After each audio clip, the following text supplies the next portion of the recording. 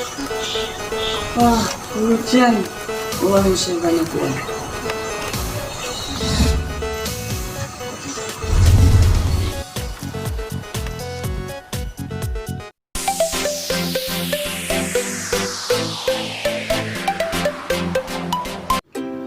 Halo, assalamualaikum warahmatullahi wabarakatuh.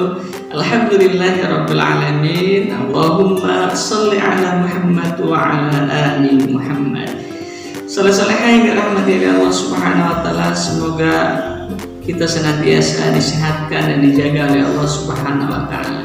Alhamdulillah berjumpa kembali dengan Pak Muji pada pembelajaran hari ini. Kita akan belajar tema 3, subtema 4, pembelajaran 3 tentang hujan.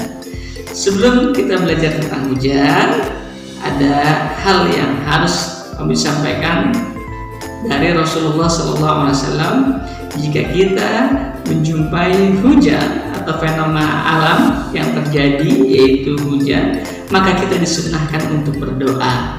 Apa yang diajarkan Rasulullah? Inilah doanya ketika kita rasakan hujan. Perhatikan di bawah ini.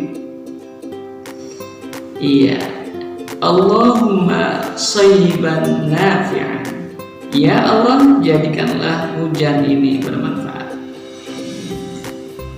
Berikut adalah tuntunan yang disampaikan oleh Rasulullah jika kita berjumpa dengan fenomena alam yang kita sebut dengan hujan. Baik, saleh-saleha yang dirahmati oleh Allah Subhanahu wa taala, berbicara tentang hujan adalah merupakan sunnatullah, ketetapan yang Allah berikan kepada kita. Namun untuk lebih jelasnya, agar kita mengetahui bagaimana proses terjadi hujan, sama-sama kita saksikan, kita perhatikan video tentang siklus air yang di dalamnya juga terdapat fenomena terjadinya hujan. Perhatikan baik-baik saleh-saleha. Selamat menyaksikan tayangan video berikut ini. Siklus air. Lalu, tahukah kalian apa itu siklus air?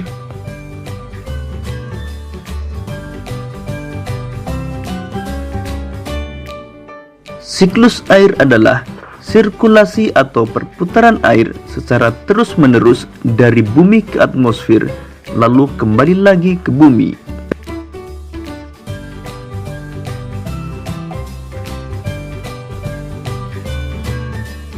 Secara garis besar, siklus air melalui 3 tahapan, yaitu penguapan, pembentukan awan, dan terjadinya hujan.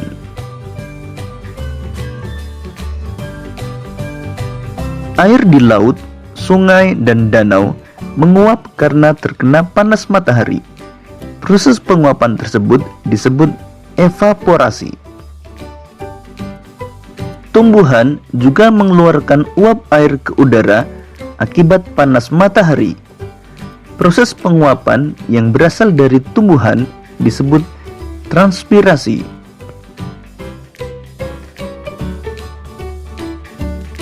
Uap air dari permukaan bumi akan naik ke udara dan membentuk awan. Kumpulan uap air tersebut akan mengalami pengembunan membentuk titik-titik air. Proses tersebut disebut kondensasi. Lalu angin akan membawa awan ke daratan atau dataran tinggi. Selanjutnya titik-titik air di awan akan turun menjadi hujan. Proses ini disebut presipitasi.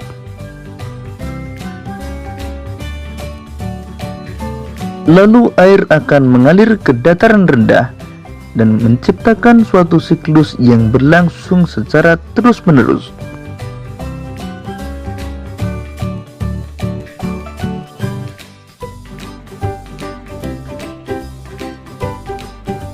Demikian tadi penjelasan tentang siklus air. Semoga video ini akan memudahkanmu dalam memahami materi siklus air.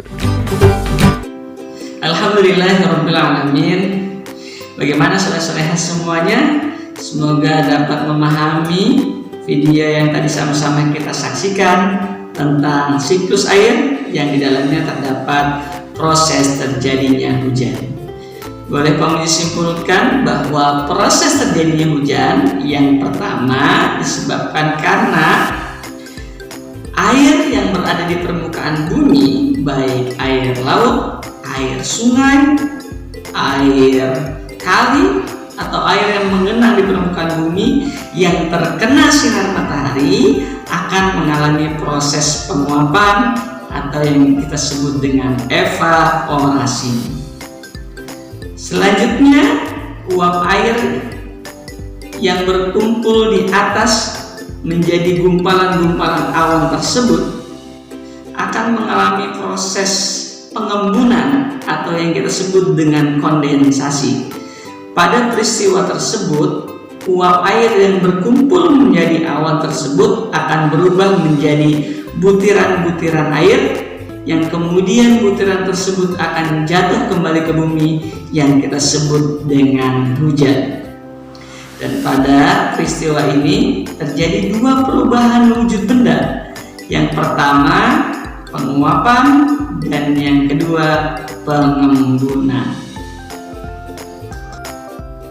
Baik, saleh-salehah yang dicintai dan dirahmati oleh Allah Subhanahu wa taala, pada proses perubahan bentuk penguapan dan pengembunan ternyata memerlukan waktu yang cukup lama. Dan berbicara tentang waktu, Pak Muji punya soal cerita buat saleh-salehah semuanya. Perhatikan baik-baik soal cerita berikut ini. Ahmad membaca Al-Quran mulai pukul 06.15 menit dan selesai pada pukul 09.10 menit. Pertanyaannya, berapa lama Ahmad membaca Al-Quran? Baik, saleh-salehah dirahmati oleh Allah, Pak Muji akan jelaskan bagaimana cara menjawab soal berikut ini. Bismillahirrahmanirrahim. Diketahui waktu Ahmad mulai membaca Al-Quran adalah 06.15 menit dan waktu selesai membaca Al-Quran 09.10 menit. Yang ditanyakan berapa lamakah waktu Ahmad membaca Al-Quran? Caranya adalah dengan lama waktu sama dengan waktu akhir dikurang waktu awal, atau kita bisa tuliskan dengan angka, yaitu pada pukul 09.10 menit dikurang dengan 06.15 menit. Karena 10 menit tidak dapat mengurangi 15 menit, maka harus meminjam 1 jam dengan cara mengkonversinya, yaitu, perhatikan baik-baik, 1 jam sama dengan 60 menit. Kita konversi dari jam 9 atau jam 9 ke jam 8, yaitu 08.00 menjadi 08.60 menit. Atau kita bisa tuliskan dengan angka, yaitu 09.10 menit sama dengan 08.60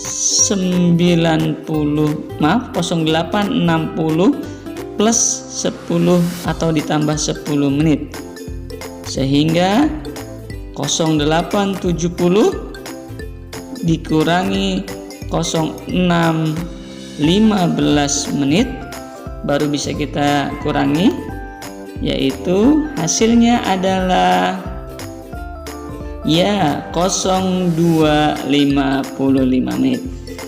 Demikianlah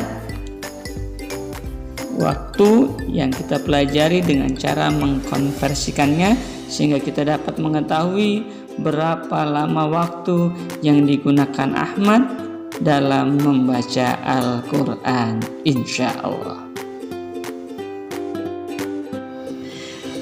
Baik, saleh-salehah yang dirahmati oleh Allah Subhanahu wa taala, demikian pembelajaran kita pada pagi hari ini tentang siklus air yang di dalamnya terdapat proses terjadinya hujan. Semoga Allah Subhanahu wa taala menjadikan kita orang-orang senantiasa berpikir, kemudian berilmu, dan bisa memanfaatkan ilmu yang kita dapatkan untuk kebaikan orang lainnya. Semoga dapat dipahami dan mudah-mudahan kita semua senantiasa dijaga oleh Allah dan disehatkan oleh Allah Subhanahu wa taala. Terima kasih, sampai jumpa pada pembelajaran selanjutnya. Hadanallahu wa iyyakum ajmain. Assalamualaikum warahmatullahi wabarakatuh.